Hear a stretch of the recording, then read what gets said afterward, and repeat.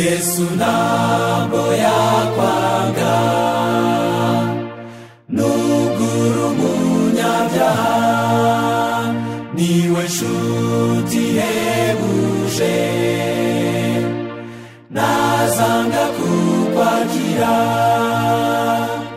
Imana yatanze Yesu kugira ngo ducungurwe, nubwo wamuhemukiye ntazanga kukwakira.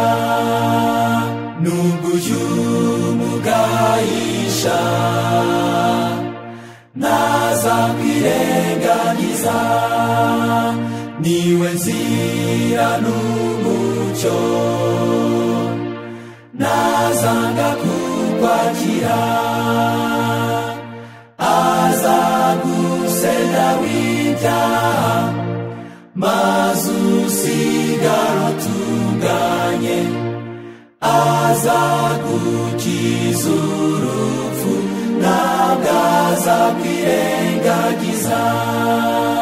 Ngaho ngwino utiganda,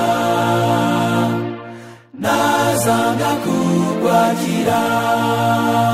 Gana ku musaraba, ntazanga kukwakira.